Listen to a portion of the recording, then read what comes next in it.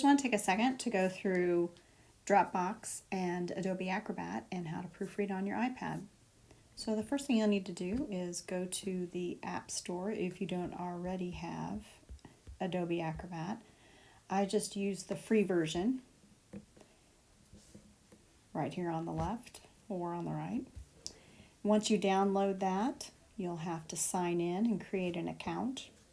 And when you do that, you will get a home page.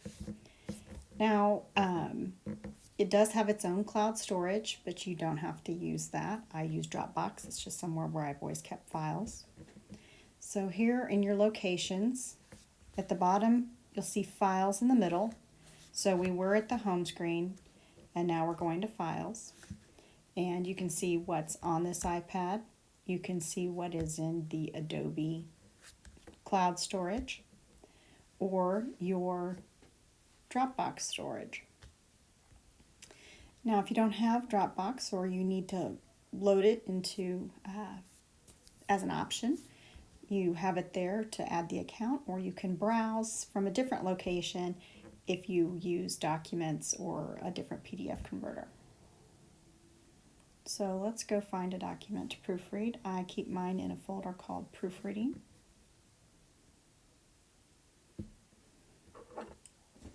So on the bottom right of your screen, you're going to see a blue icon with a pencil in the middle, and we are going to start with Comment. And that'll bring up the options you have at the top. So you have your highlighter, strikeout, underline, insert text, freehand write, and insert a note, and erase. Once you tap on one of those, there's two different ways to do it. So you can tap on one of those, and when it's blue, it's active, and grayed out, it's not. You can change the color by using the tapping on the color circle. So you can highlight, hold down and draw across. You can X out, underline, add a note, tap on the section you want to add the note, type your note. You'll see in the left where your text appears, and then you post, and your note you can move your note around.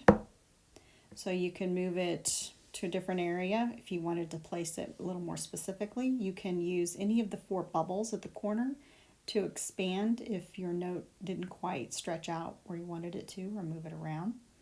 Or if you were to change the font and make it larger, which made it crowd the box more. You can also use the trash can to delete the note.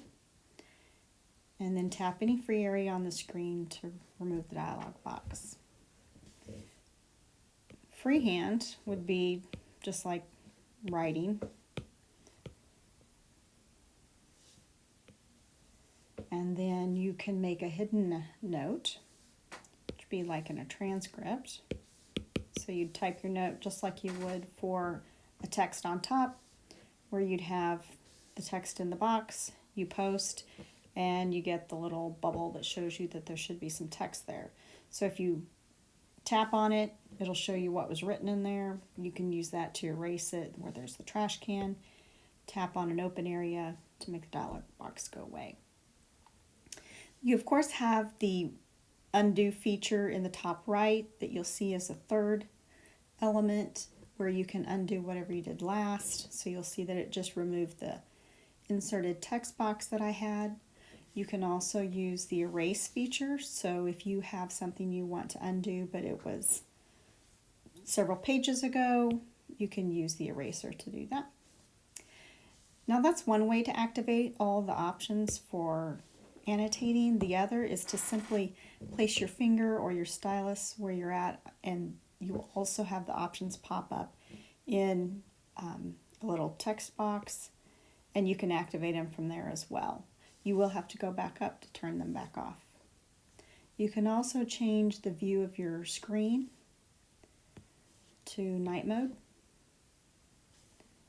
and there's some other options for reading that you'll see.